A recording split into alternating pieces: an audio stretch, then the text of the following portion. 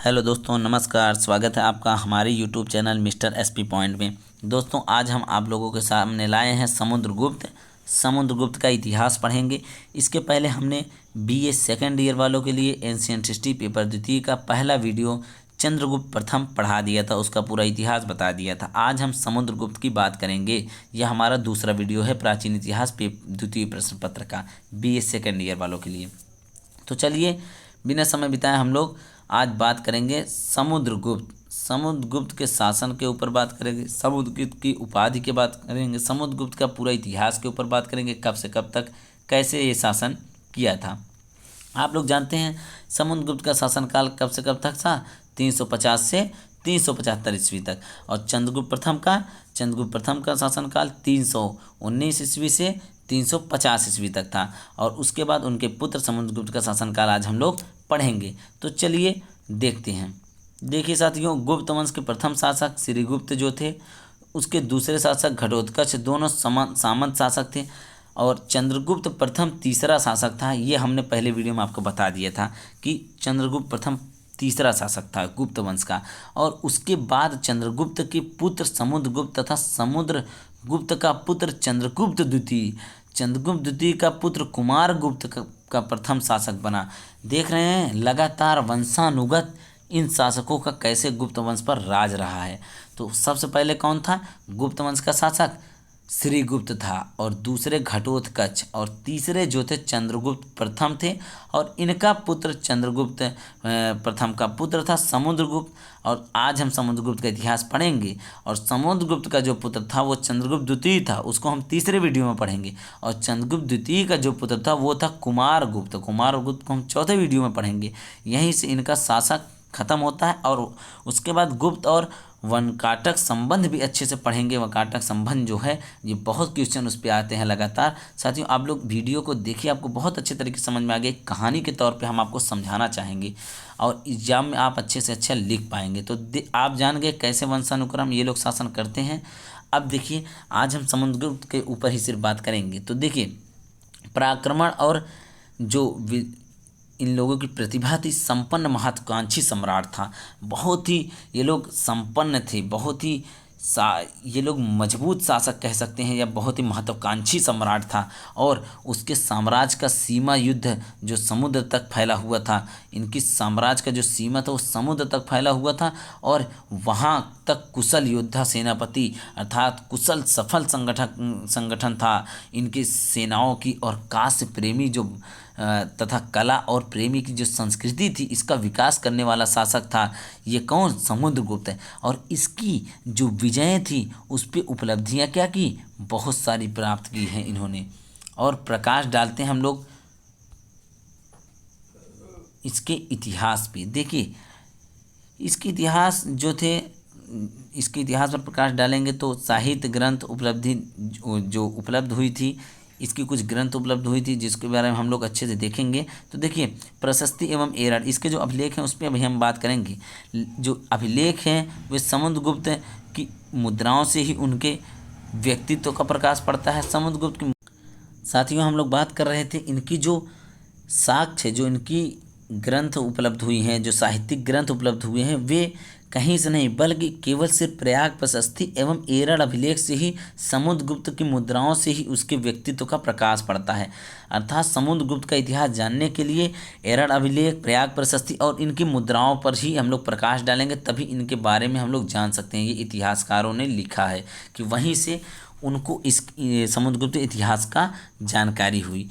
अब देखिए, उत्तराधिकार क्या है? प्रयाग प्रशस्ति के चौथे श्लोक में चंद्रगुप्त प्रथम द्वारा समुद्रगुप्त को उत्तराधिकारी मनोनीत किए जाने का वर्णन प्राप्त होता है। किसमें? हमारे प्रयाग प्रशस्ति के चौथे श्लोक में चंद्रगुप्त प्रथम द्वारा समुद्रगुप्त को उत्तराधिकारी मनोनीत किए जाने का वर्णन प्राप्त होता है। चंद्रगुप्त ने प्रतिभाशाली समुद्रगुप्त को गले से लगाते हुए उनसे कहा कि हे पुत्र, तुम सब प्रकार से योग्य हो और तुम पृथ्वी के उसी प्रकार पालन करो जिस भांति मैंने अभी तक किया है।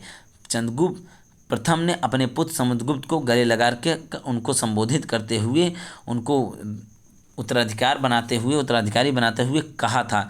और इस समय भाव वेश के कारण पिता को भावुकता हो गई और आंखों से आंसू बहने लगे थे। इस राज की घोषणा के कारण सभा में स्थापित जितने भी लोग थे वे प्रसन्न हो गए और राजकुमार को सिंहासन पर बैठाने की अभिलाषा रखने लगे।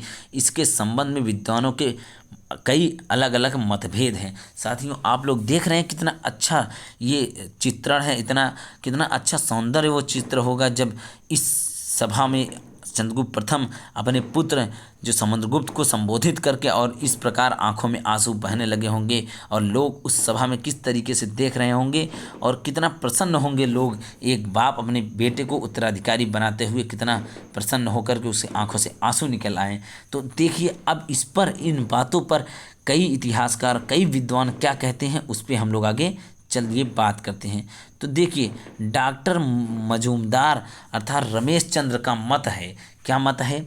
देखिए, रमेश चंद्र का मत है कि चंद्रगुप्त प्रथम ने समुद्रगुप्त का राज्याभिषेक संपन्न कर संन्यास ग्रहण कर लिया था। उनके भारतीय नरेश ने इस आदर्श का पालन किया है। अनेक जो भारतीय नरेश थे वे इनके इस आदर का बहुत पालन किए थे, इस आदर्श का बहुत ही पालन किए थे कि जब उन्होंने अपने बेटे चंद्रगुप्त प्रथम ने अपने बेटे समुद्रगुप्त का जब राज्याभिषेक किया अर्थात उत्तराधिकारी बनाया, तभी इन्होंने संन्यास ग्रहण कर लिया था। यह उनके समय के नरेशों ने इस बात को बहुत ही पालन किया, बहुत आदर्श दिया।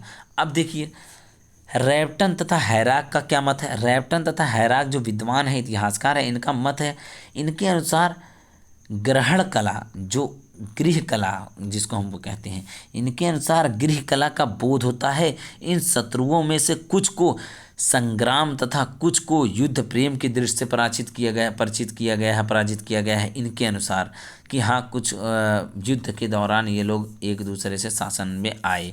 अब आरपी जो त्रिपाठी का मत क्या है? ये कहते हैं कि इन्होंने अपनी पुस्तक स्टडी इन क्या है पॉलिटिकल एंड इकोनॉमिक थी, क्या थी? Economic history. इनकी बुक का भी नाम थोड़ा अलग अलग जगहों पे अलग अलग मिलता है, इसलिए थोड़ा कन्फ्यूजन हो रहा है। इनकी बुक थी, ये फेमस बुक है, study in political and economic history of yearly India. बहुत ही अच्छी बुक का नाम है। इनकी और कई बुकें हैं जिनका नाम हम अभी लेने में थोड़ा समझ का वो हो रहा था, वो बुकें इनकी नाम के याद आ रही थी। आरपी त्रिपाठी कई बुक लिखे हुए हैं। तो स्टडी इन जो पॉलिटिकल है and economic history of early India में इन्होंने यह विचार व्यक्त किया है कि उत्तराधिकार युद्ध से तात्पर्य नहीं लगाना चाहिए। इन्होंने ये कहा है, जैसा कि आप देखते हैं यहाँ पे रैप्टन तथा हैराक का मत कहा गया, ये लोग युद्ध के दौरान उत्तराधिकारी के बने थे। ऐसा कुछ नहीं है, ये कहते हैं कौन? हमारे आरपी त्रिपाठी जी। तो देखिए विजय, अब हम लोग अलग अलग विद्वानों के मत देख लिए, क्या क्या कहना है उन लोगों को इस राज्याभिषेक के ऊपर। अब विजय, प्रयाग प्रशस्ति में समुद्रगुप्त की विजयों का उल्लेख हुआ है। प्रयाग प्रशस्ति में कौन कौन सा विजय उल्लेख किया है और कौन कौन से युद्ध लड़े थे समुद्रगुप्त ने, उस पर हम लोग बात करते हैं। तो देखिए, प्रथम आर्यवृत्त युद्ध कैसे हुआ था? प्रयाग प्रशस्ति की 13वीं और 14वीं पंक्ति में आर्यावृत्त के 3 राजाओं का नाम अच्युत व संभवतः नागवंशी और अहिच्छत, जो अहिच्छत राजा, इसकी पहचान आधुनिक बरेली के रामनगर नामक स्थान से की जाती है। ये हमारे प्रयाग प्रशस्ति के 14वीं और 13वीं पंक्ति में लिखा गया अच्युत, नागवंशी और जो अहिच्छत्र था, इन शासकों वर्तमान का जो बरेली है, बरेली में रामनगर नामक स्थान की जाती है। वहाँ से अच्युत नाम की मुद्राएं प्राप्त हुई है और उसी मुद्रा से हम लोग इनके इतिहास के बारे में भी जानते हैं। और 13वीं और 14वीं पंक्ति में प्रयाग प्रशस्ति में लिखा भी गया है नागसेन। पहला कौन था? नागवंशी शासक जो था नागसेन यह नागवंशी राजा था जो ग्वालियर जिले में स्थित था और पद्मावती में शासन करता था। यह नागसेन एक नागवंशी शासक था जो ग्वालियर जिले में रहता था और पद्मावती में शासन करता था। और कोतकुलज दूसरा, कोतकुलज जो था, कोतकुलज का शासनकाल जो था, इसके शासन का नाम नहीं मिलता है, इसकी मुद्राएं दिल्ली तक पूर्व पंजाब में प्राप्त हुई हैं। देखिए, कुछ शासक ऐसे हैं जिनका कहीं नाम, कहीं उनकी नाम मिला ही नहीं है, मतलब साक्ष्य नहीं मिला है, फिर भी उनकी मुद्राएं मिली है, तो उससे कल्पना किया जा सकता है कि हाँ ये भी एक समय शासक रहे होंगे। अब युद्ध स्थल की बात करते हैं।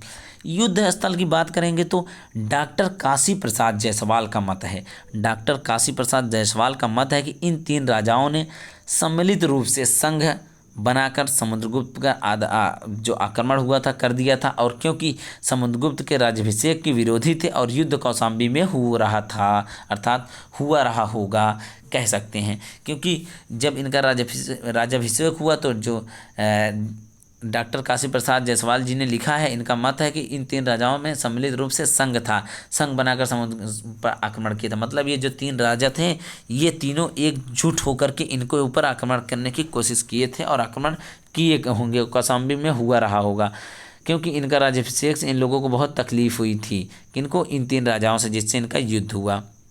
आर्यवृत्त का द्वितीय युद्ध होता है। अब देखिए जो आर्यवृत्त है इसका द्वितीय युद्ध प्रयाग प्रशस्ति की 7वीं और 13वीं 21वीं है। यहाँ पे आपको थोड़ा पीडीएफ में सही से देख नहीं रहा होगा, ये पीडीएफ मैं टेलीग्राम चैनल पे आप लोगों को दे दूंगा, आप लोग वहाँ से ज्वाइन कर लीजिए। मेरे चैनल का नाम टेलीग्राम पर सर्च करेंगे mister SP point MR SP point, तो वहाँ चैनल आ जाएगा और वहाँ ज्वाइन करके हमारे सभी पीडीएफ आप पा सकते हैं, या फिर हमारे इस वीडियो के डिस्क्रिप्शन में इसकी टेलीग्राम की लिंक होगी, वहाँ से ज्वाइन कर लीजिए ताकि आपको इसके पीडीएफ मिल सके। तो साथियों आर्यवृत्त का द्वितीय युद्ध पर हम लोग बात करेंगे। प्रयाग प्रशस्ति के 21वीं और 23वीं पंक्ति में आर्यवृत्त के 9 राजाओं का उल्लेख मिलता है, अर्थात आर्यवृत्त का जो युद्ध हुआ था द्वितीय युद्ध, इसमें 9 राजाओं का क्या मिलता है, उल्लेख मिलता है। अब पहला देखते हैं क्या था, रुद्रदेव वहाँ संभवतः कौशाम्बी का राजा, कहाँ से रुद्र नाम की मुद्राएं प्राप्त हुई है, कहने का मतलब ये है वह संभवतः कौशाम्बी का राजा था जहाँ से रुद्र नाम की मुद्रा प्राप्त हुई है, अर्थात जब जहाँ से रुद्र नाम की मुद्रा प्राप्त हुई होगी अर्थात रुद्रदेव वहाँ का ही शासक रहा होगा। और जो हमारी थी गत्तिल एक शासक था बुलंदशहर आप लोग जानते हैं, बुलंदशहर के मतिल नाम की एक युद्ध में मुद्रा प्राप्त हुई है, एक मतलब वहाँ पे एक मुद्रा प्राप्त हुई है और इसकी पहचान वहीं ना ही कर पाए हैं कोई लोग, ना ही वहाँ के लोग कर पाए, ना ही कोई इतिहास कर पाया है।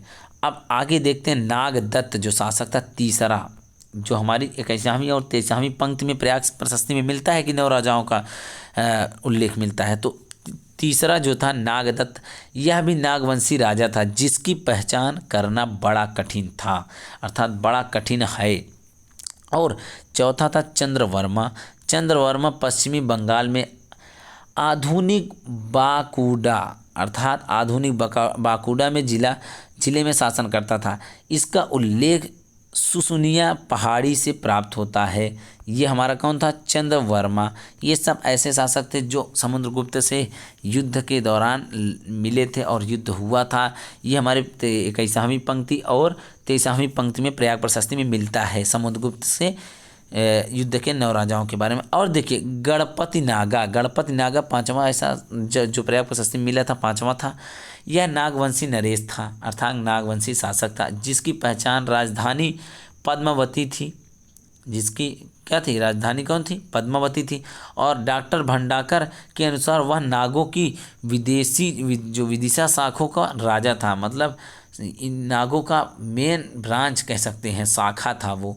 और नागसेन 6वां जो है नागसेन प्रथम आर्यवृत्त युद्ध में इसका उल्लेख किया गया था। हमने बताया है अभी थोड़ी देर पहले नागसेन का प्रथम आर्यवृत्त युद्ध में किस प्रकार से उल्लेख है उसको बताया है, इसमें भी नागसेन का मिलता है। और इसका भी अच्युत को मैंने बताया 3 राजाओं का प्रथम आर्यवृत्त युद्ध में हुआ था उल्लेख। अच्युत जो राजा था इसका भी उल्लेख प्रथम आर्यवृत्त युद्ध के अंतर्गत किया गया है, इसको भी आप लोग जानते हैं। अब देखिए नंदी जो हमारा क्या था,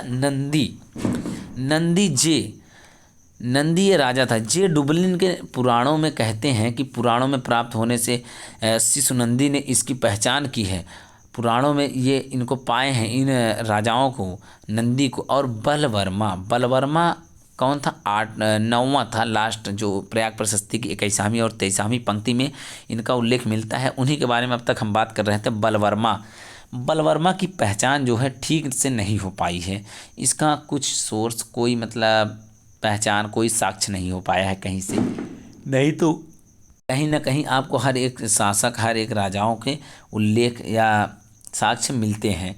तो देखिए, नोती समुद्रगुप्त ने आर्यवर्त के नरेशों को पराजित कर उन्हें अपने राज्य में मिला लिया था। किन आर्यवर्त युद्धों में, जो आर्यवर्त युद्ध हुआ, आर्यवर्त प्रथम युद्ध, आर्यवर्त द्वितीय युद्ध, इन सभी राजाओं को समुद्रगुप्त ने पराजित किया था, अर्थात हरा दिया था और उन्हें अपने राज्य में मिला लिया। और हेमचंद्र राय चौधरी ने कहा है कि ये जो इसकी नीति जो थी, इस नीति की तुलना अर्थशास्त्र के अनुसार विजय के साथ की है। बहुत ही अच्छी नीति अपनाई थी, जिससे यह सबको पराजित करके अपने राज सिंहासन में मिला लिया था। अब देखिए साथियों, दक्षिणापथ का विजय। दक्षिणापथ की विजय क्या है? दक्षिणी भारत का जो युद्ध है, दक्षिण भारत का युद्ध, दक्षिणापथ का विजय। ये प्रयाग प्रशस्ति जो है उसकी 19वीं व 20वीं पंक्ति में दक्षिण भारत का विजय का उल्लेख हुआ है। और दक्षिण भारत में विजय का उल्लेख बारे में क्या क्या हुआ है तो देखिए, पहला है कौशल का महेंद्र। कौशल का महेंद्र का मतलब यहाँ कौशल के तात्पर्य है कि दक्षिण कौशल से, और जो आधुनिक रायपुर बिलासपुर का क्षेत्र शामिल है। आप लोग इतना ही जान लीजिए, एग्जाम के दृष्टिकोण से आप इतना लिख देंगे तो आपको अच्छे खासे नंबर मिल जाएंगे, आप बहुत अच्छा नंबर स्कोर कर जाएंगे। साथियों, आप लोगों के लिए हम बहुत ही लगातार वीडियो बना रहे हैं हर एक विषय पर। आप मेरा चैनल सब्सक्राइब जरूर करिएगा और कमेंट में जाते जाते ज़रूर ये बताइएगा कि वीडियो कैसा लगा है साथियों। तो देखिए, जो दूसरा था महाकांतर का व्याघ्र राज, अर्थात महाकांतार की पहचान इतिहासकारों ने विभिन्न रूपों से की है। डॉक्टर मजूमदार जो हैं, ये बहुत बड़े इतिहासकार हैं मजूमदार। ये कहते हैं, इनके अनुसार उड़ीसा स्थित जयपुर नामक जो वन प्रदेश था, उड़ीसा स्थित जयपुर नामक जो वन प्रदेश था, इनका समीकरण लिया गया था, अर्थात लिया गया है इन महाकांतर व्यघराज्य शासकों के बारे में। अब तीसरा क्या है? कौशल का भट्ट राज। कौशल का भट्ट राज कह सकते हैं। तो देखिए क्या है वो, हेमचंद्र चौधरी ने इसकी पहचान दक्षिणी भारत की कोड़मी से की है, दक्षिण भारत की कोड़मी से की है। और चौथा है शिष्टपुर का महेंद्रगिरी, इसकी पहचान आधुनिक गोदावरी जिले क्या है, पीठापुरम के साथ की है। पुलकेशिन द्वितीय का ऐहोल अभिलेख में भी इसका उल्लेख हुआ है। किसका? पिष्टपुर की महेंद्रगिरी का। अब आगे देखते हैं हम लोग, लोटूर का स्वामित्व, पांचवा जो मिला है लोटूर का स्वामित्व, ये 19वीं और 20वीं पंक्ति प्रयाग प्रशस्ति में मिला है साक्ष्य के रूप में।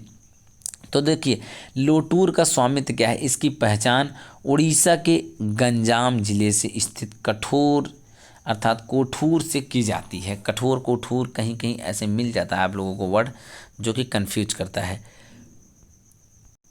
तो देखिए साथियों, छठवां क्या था? इरडप्पल का राजा दमन,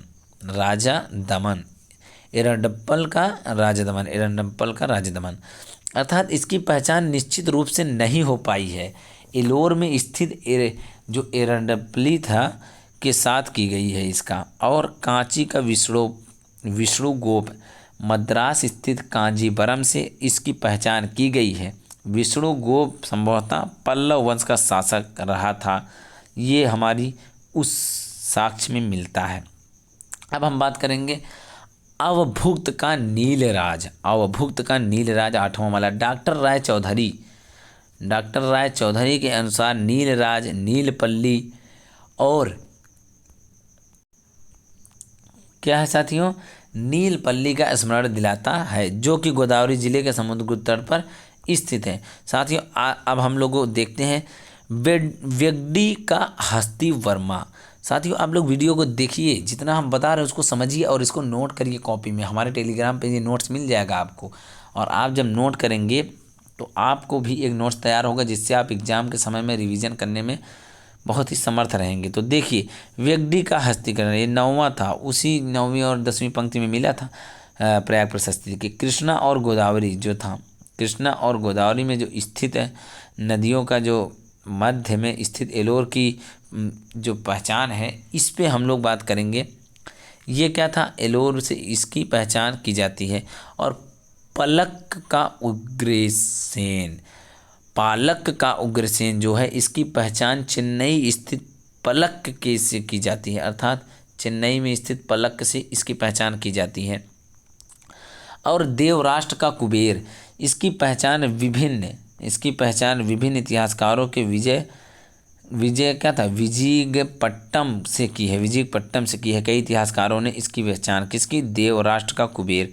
और कुस्थलपुर का जो धनंजय था, इसकी समीकरण आर्काट स्थित कोटलूर स्थित नामक शासन ने की गई है। नीति क्या थी, देखिए नीति जो थी, समुद्रगुप्त का ही शासन चल रहा है। समुद्रगुप्त दक्षिणापंत राजाओं से विजय करके बाद उनके साथ उदारता पूर्वक व्यवहार किया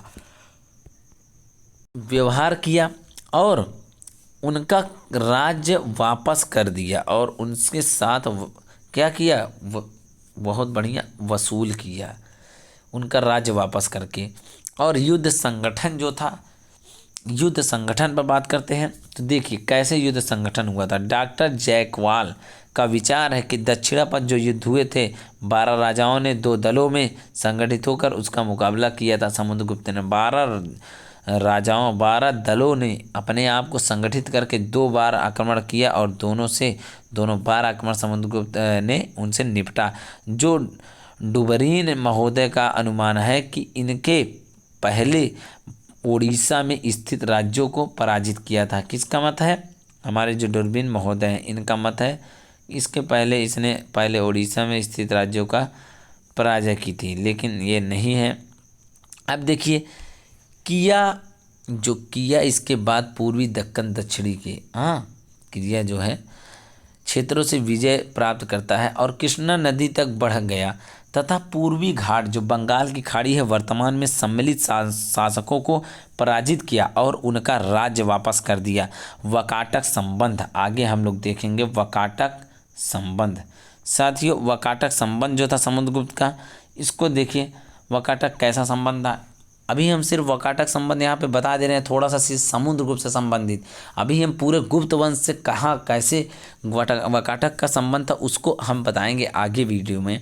तो देखिए डॉक्टर जायसवाल यह मत प्रतिपादित किया है कि समुद्रगुप्त और वकाटकों के बीच संघर्ष हुआ था, और किंतु यह प्रमाणित नहीं है कि समुद्रगुप्त वकाटकों के साथ युद्ध किया होता तो इसका उल्लेख प्रयाग प्रशस्ति में हुआ होता। इसलिए निष्कर्ष निकाला जा सकता है कि समुद्रगुप्त ने वकाटकों के साथ कोई युद्ध नहीं किया था, वकाटकों के साथ प्रेम पूर्वक व्यवहार किया था।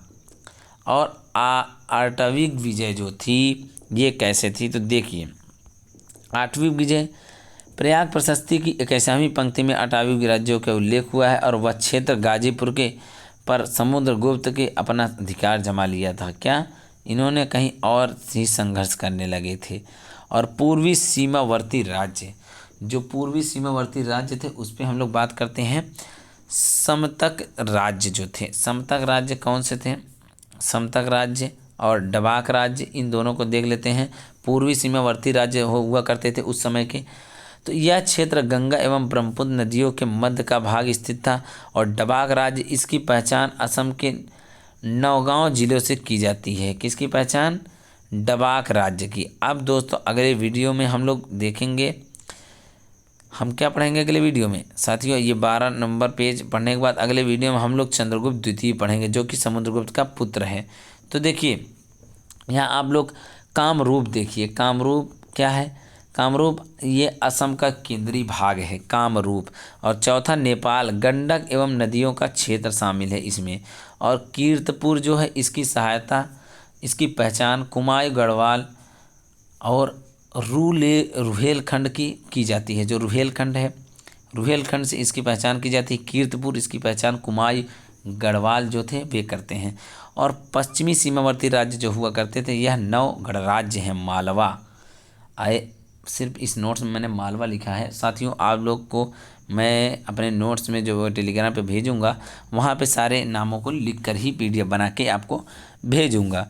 तो विदेशी शक्तियों के ऊपर हम लोग बात कर लेते हैं। जो विदेशी शक्तियाँ थी प्रयाग प्रशस्ति से 13वीं और क्या है 23वीं और 24वीं पंक्ति में मिलता है कि कुषाणों का मरुंड श्रीलंका दक्षिण पूर्व एशिया का विभिन्न द्वीपों के साथ संबंध रहा है और इसके साथ समुद्रगुप्त ने आत्म निवेदन कन्यादान जैसे समृद्ध स्थापित किए हैं। और इसके बाद अश्वमेध यज्ञ किया। अश्वमेध यज्ञ कैसे हुआ साथियों? अश्वमेध यज्ञ का मतलब ये है समुद्रगुप्त ने अश्वमेध यज्ञ किया था। इसकी जानकारी अश्वमेध प्रकार के सिक्कों से मिलती है। हमने बताया समुद्रगुप्त का सिर्फ एरड़ अभिलेख से साक्ष्य मिलता है और प्रयाग प्रशस्ति से मिलता है और इनकी कुछ मुद्राओं से इनका साक्ष्य मिलता है, बाकी और कहीं से इनका साक्ष्य नहीं मिलता है। और समुद्रगुप्त का जो समय था इसको देख लीजिए। समुद्रगुप्त का समय जो था 350 से 375 ईस्वी तक था और उसने 375 ईस्वी तक शासन किया था समुद्रगुप्त ने। अब देखिए आज हम लोगों ने समुद्रगुप्त को समाप्त कर लिया और समुद्रगुप्त को हम लोग जान लिए। अब यहाँ पे एक प्रश्न है आप लोगों के लिए, ये प्रश्न आप लोग ज़रूर हमें बताइएगा, चाहे जिस माध्यम से, चाहे हमें कहीं पर भी हमें इस प्रश्न का आप लोगों को जवाब देना है। समुद्रगुप्त विजयों एवं उपलब्धियों का वर्णन कीजिए। आर्यवृत्त एवं दक्षिणापथ की विजयों का उल्लेख कीजिए। ये साथियों कैसा प्रश्न है? आप लोग अगर हमारी वीडियो को अच्छे से समझे होंगे तो ये प्रश्न जो है लॉन्ग है, लंबा दीर्घ जो है ये दीर्घ प्रश्न उत्तरी है। इसके लिए आपको अच्छा खासा नंबर भी मिलेगा। आप लोग ऐसा प्रश्न जो है डीकुमार या फिर अनसॉल्व से कहीं से भी नए नए प्रश्न तैयार कर सकते हैं। ये प्रश्न मैंने अपने से तैयार किया है साथियों। तो देखिए अब अगले वीडियो में हम लोग बात करेंगे किसकी? अगले वीडियो में हम लोग बात करेंगे चंद्रगुप्त द्वितीय विक्रमादित्य की। साथियों आज का वीडियो बताते बताते इतना स्पीड में बताते हैं फिर भी वीडियो इतना लंबा होता जाता है। अब क्या किया जाए साथियों इस पर आप लोगों को। तो चलिए आज के लिए बस इतना ही। वीडियो देखने के लिए बहुत बहुत धन्यवाद। नमस्कार साथियों, मेरे चैनल को सब्सक्राइब जरूर करिएगा, वीडियो को लाइक करिए, कमेंट बॉक्स में बताइए कि वीडियो कैसा लगा। तो ठीक है, आज के लिए इतना ही, धन्यवाद।